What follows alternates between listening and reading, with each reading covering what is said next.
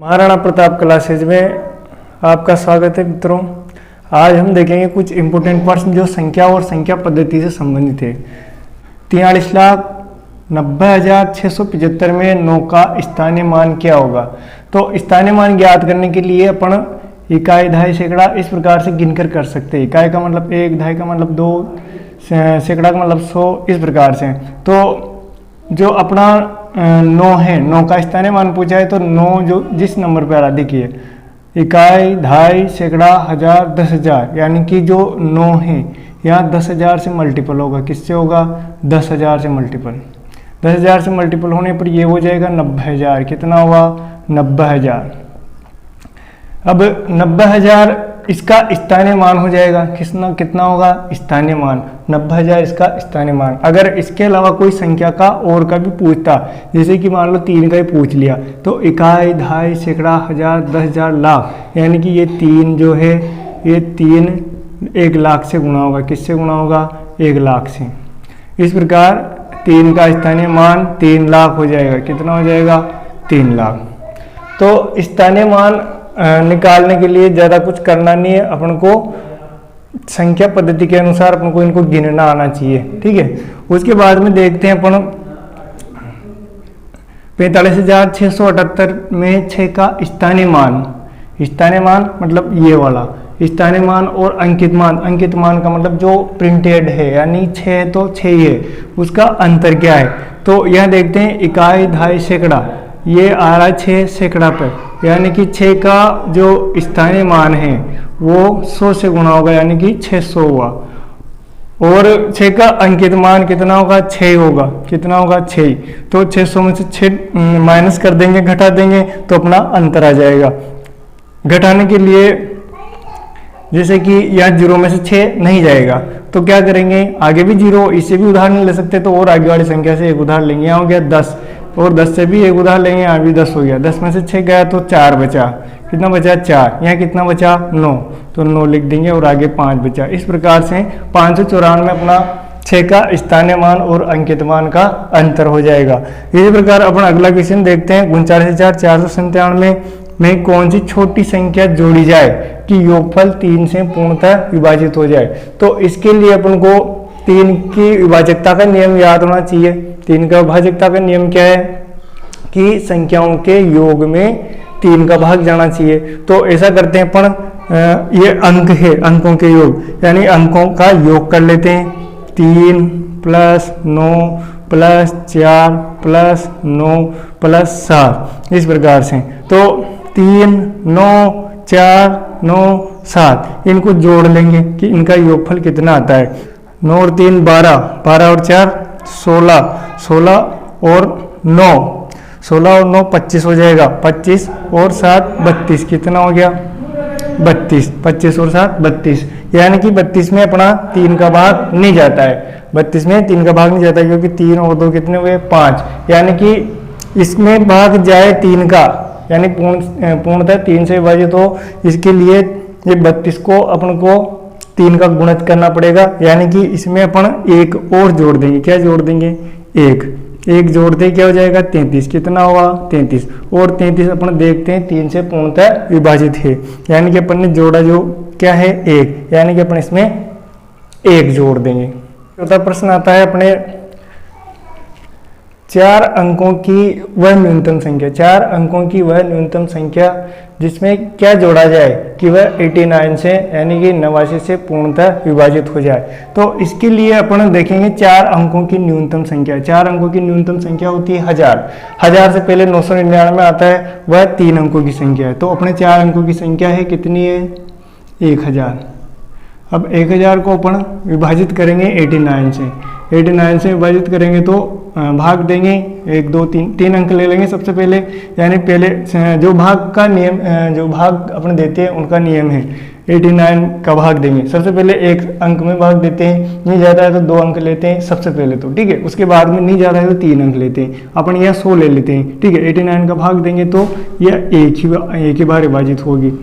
एक बार भाग गया, घटा लेंगे, कितना बचेगा? 11। फिर ऊपर से कितना उतारेंगे? 0 उतार लिया। फिर 89 से डिवाइड करेंगे तो एक ही बार ये विभाजित होगी।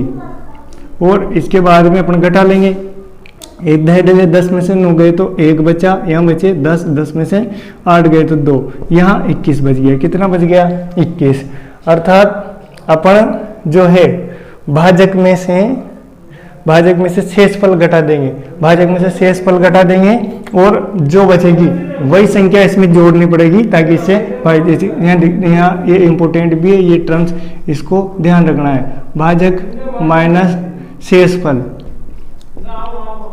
यानी भाजक में से अपन शेषफल घटा देंगे तो अपनी वह संख्या घटा देंगे, जो संख्या आएगी उसको अपन इस 4 अंकों की न्यूनतम संख्या में जोड़ देंगे, जिससे क्या होगा, जिससे 89 से वह पूर्णतः विभाजित हो जाएगी। तो 89 में से अपन घटाएंगे 21, 21 घटाएंगे तो 9 में से 1 गया तो कितने बचे? 8 बचे, और 8 में से 2 गया तो 6 बचा, यानी कि अपन को 68 को 1000 में जोड़ना पड़ेगा, यानी 1068 होते ही अपने 89 से ये पूर्णतः विभाजित हो जाएगी। कितना हो जाएगा? 1068। 1068 89 से पूर्णतः विभाजित है, 89 से पूर्णतः विभाजित है। अगला प्रश्न है 4 अंकों की बड़ी से बड़ी संख्या जो 88 से विभाजित हो, 88 से विभाजित हो। तो 4 अंकों की बड़ी से बड़ी संख्या क्या हो सकती है? 4 अंकों की बड़ी से बड़ी संख्या है 9999। 4 अंकों की बड़ी से बड़ी संख्या क्या है? 9999। इसके बाद में तो 10,000 आ जाएगा, 10,000 आ जाएगा तो वह 5 अंकों की संख्या हो जाएगी।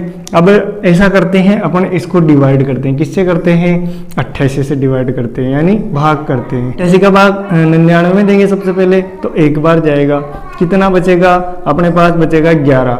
उसके बाद में 9 उतारेंगे, 88 का भाग वापस 119 में देंगे तो 1 ही बार जाएगा, ये दिया भाग। यहाँ देखते हैं 9 में से 8 गया तो 1 बचा, यहाँ 11 में से 8 गए तो 3 बचा, तो यहाँ बचा अपने 31, और ऊपर से 1 अंक यहाँ उतार लिया, 1 अंक बचा जो यहाँ उतार लेते हैं। अब अपना जो है 88 का भाग इसमें 3 बार जाएगा, 264 आएगा। 9 में से 4 घटाएंगे तो कितना बचेगा? 5 बचेगा। यहाँ कितना है? 1 उधार लेंगे, 11 में 6 जाएंगे तो 5 बचा। यहाँ कितना है? 2 में से 2 गए तो 0। यानी कि अब अपन इस प्रकार करेंगे कि ये 9999 है, इसमें से अपन 55 माइनस कर लेंगे। कितना माइनस कर लेंगे? 55। अगर अपन जो भाज्य, ये जो है भाज्य में से अपन शेषफल माइनस कर लेंगे। क्या माइनस कर लेंगे? शेषफल।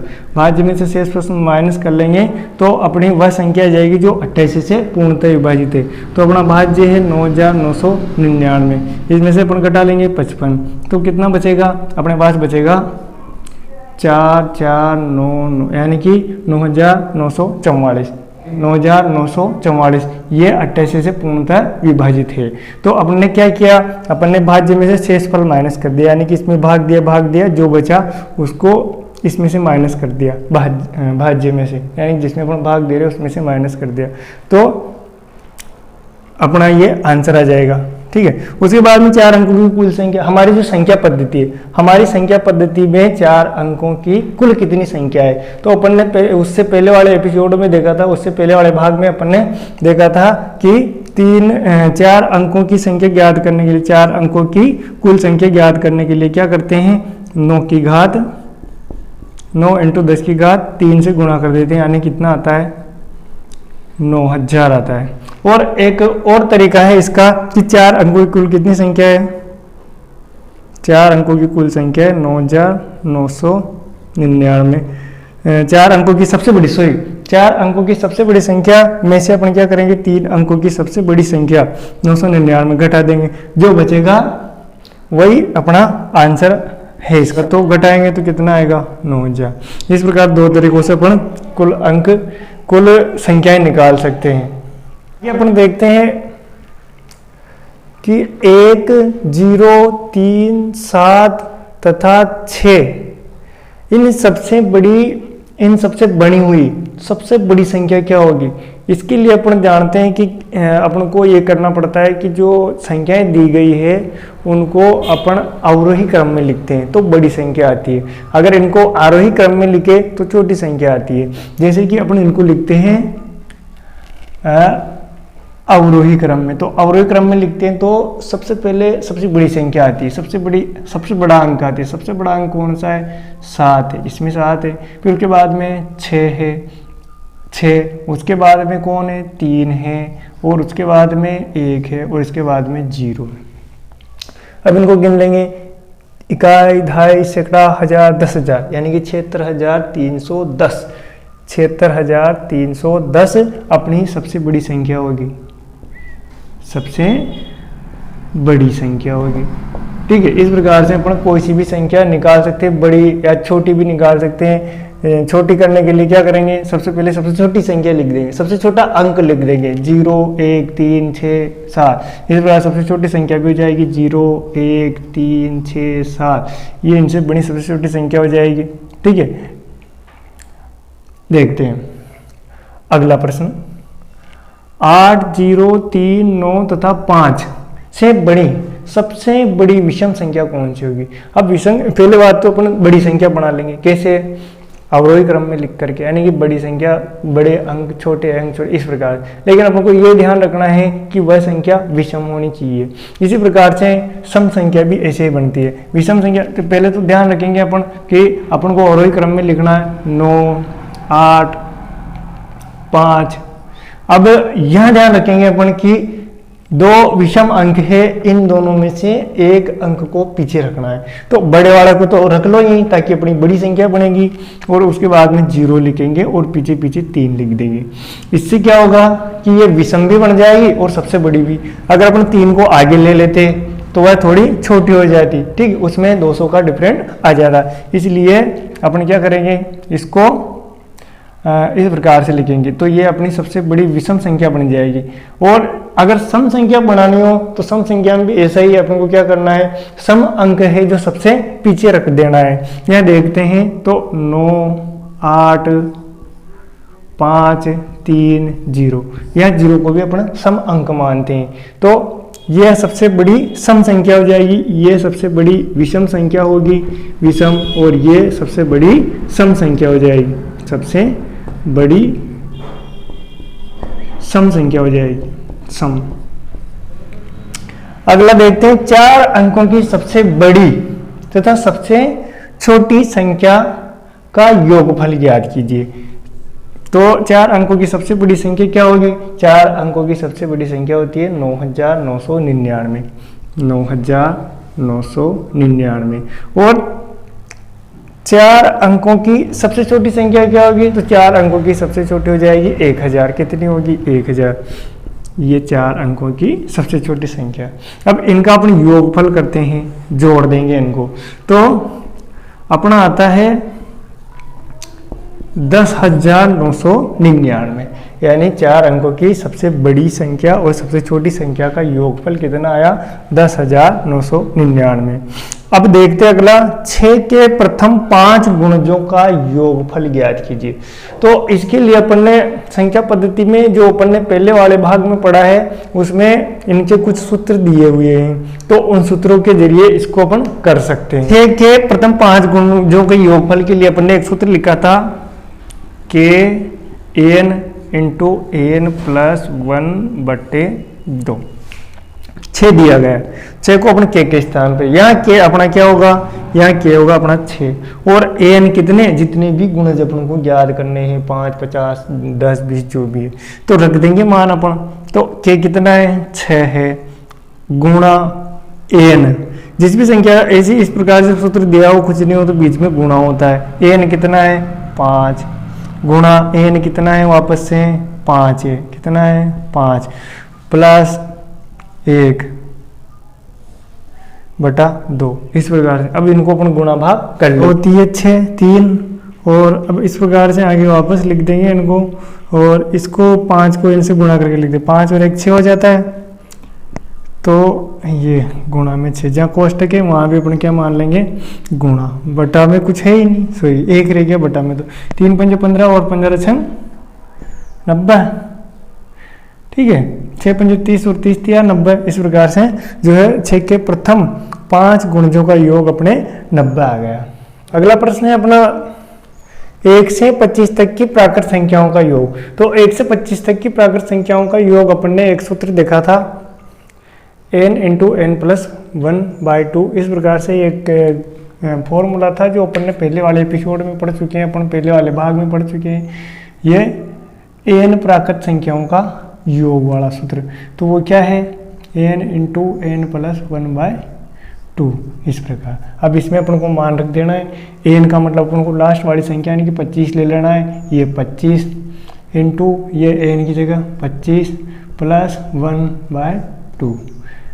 ठीक, अब 25 और 1 कितना होंगे 26, यानी कि यहाँ हो गया 25 गुणा 26/2। चाहे तो अपन इस 2 को 2 से इसको काट सकते हैं, काट देंगे तो 13 बार कट गया, 2 का भाग 13 बार ज़्यादा है। अब 25 को अपन को क्या करना है, 13 से मल्टीपल कर लेना है। 13 पंजे 65, 65 के 5 हासिल के 6, 13 दूना 26, 26 और 6 होंगे 32। इस प्रकार से 325 अपने 1 से 25 तक की जो प्राकृत संख्या है उनका योग आ जाएगा। इसके बाद में अपन जो 12वां क्वेश्चन देखते हैं, 1 से 20 तक की अभाज्य संख्याओं का योग। 1 से 20 तक की जो अभाज्य संख्या है, अपन जानते हैं अभाज्य संख्याएं कौन कौन सी है। 2 जोड़ी लेते हैं, 2 plus 3 plus 5 plus 7 plus 11 plus 13 plus 17 plus 19, ये अपनी 1 से 20 तक की अभाज्य संख्या है।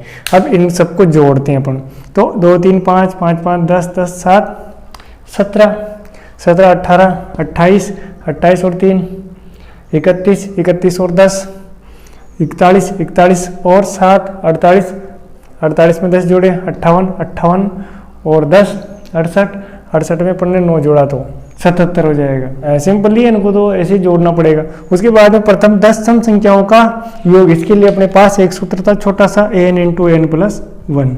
तो n कितना है 10 इंटू 10 प्लस 1, यानी कि ये हो गया 10 इंटू 11, तो कितना होगा 110। इसी प्रकार प्रथम 12 विषम संख्याओं का योग। तो इसके लिए एक सूत्र है एन स्क्वायर, यानी कि जो अपन को जितनी संख्याएं दी गई है उनका स्क्वायर, यानी कि 12 संख्याएं दी है तो 12 का स्क्वायर कितना होता है 144। इस प्रकार से अपन बहुत ही आसानी से ये प्रश्न सोल्व कर सकते हैं। अगला प्रश्न है अपना कि 4,90,406 को 7 से विभाजित करने पर, भाग देने पर क्या आता है क्या नहीं आता है। 7 से विभाजित 7 7 49 49 के 0 बचा। अपने 0 नहीं उतार सकते, इस 0 को ऊपर भेजेंगे, फिर अपन उतारेंगे 4। अब 4 उतारने के बाद में भाग देंगे, भाग नहीं गया तो भाग टूट के 0। अब ऊपर से यहाँ 0 उतार दिया। 7 चौटाई 7 पंजे 35, ये 7 पंजे 35, ये 40 में से 35 गए तो 5 बचा। ऊपर से क्या उतारना है, ऊपर से उतारेंगे अपन 6, ये 7 8 56। ये इस प्रकार से इसका आंसर आ जाएगा 17,058। ये अपना इस प्रश्न का आंसर हो जाएगा। कुछ नहीं है, भाग देना है बस। 65,067 में से कौन सी छोटी संख्या घटाए कि वह 13 से पूरी तरह विभाजित हो जाए। सीधी सीधी बात है, 13 का भाग दे लो इसमें, 65,067 भाग दिया। 13 पंजे 65, 65 में से 65 गया, 0 बचा। यहाँ 0 आ गया, 0 नहीं उतारेंगे, इसको ऊपर भेज देंगे, 6 उतारेंगे। 13 का भाग देंगे, भाग नहीं जाएगा, भाग टूट के 0, फिर 7 उतारेंगे। 13 पंजे 65, अब 67 में से 65 गए तो 2 बचेगा, 2 बचा तो वह संख्या यही है। इस संख्या को इसमें से घटा देंगे, घटाते ही कौन सी संख्या आएगी 65 0 67 में से अपना 2 घटा देंगे तो 65 0 65 आएगा। ये संख्या 13 से पूर्ण तरह विभाजित है। उसके बाद में अगला क्वेश्चन है, किसी संख्या में 165 से भाग देने पर भागफल 16 व शेषफल 11 बचता है, वह संख्या क्या है। अपने पास एक नॉर्मली सूत्र है, कौन सा है, भाज्य बराबर भाजक गुणा भागफल प्लस शेषफल। ठीक है, अब ये जो फॉर्मूला ये रामबाण है, ये सब जगह कोई से भी सवाल हो इस टाइप के सभी सोल्व हो जाते हैं। तो अपन को क्या ज्ञात करना है, इसमें किसी संख्या में 125 से भाग, यानी कि वह संख्या अपन को ज्ञात करनी है। तो वह संख्या अपने पास है ही नहीं, ठीक है, तो ऐसा कैसे लिख दो। भाजक कितना है 125 है, जिससे भाग दिया जाता है उसको भाजक बोलते हैं। गुणा भागफल कितना है, जो अपने ऊपर आता है ये भागफल है। तो भागफल है अपना 16 प्लस शेषफल कितना है तो 11 है। इस प्रकार से बिल्कुल ही सोल्व हो जाएगा नॉर्मली अपने। ये देख 125 को 16 से गुणा करेंगे, 16 पंजे 80, 16 दूना 32, 60, 40 हासिल किए 4, 16 एकम 16, 4 20, 2000 प्लस 11, तो ये हो जाएगा अपना 2011। यानी कि ऐसी संख्या है भाज्य संख्या, मतलब ऐसी संख्या है जो भाज्य है 2011 है, जिसमें अपने 125 से भाग देंगे तो 16 तो अपना आएगा भागफल और 11 बचता है अपना शेषफल। इस प्रकार से ये सारे सोल्व हो जाते हैं। चैनल अच्छा लगा हो तो लाइक करें, सब्सक्राइब करें और शेयर जरूर करें।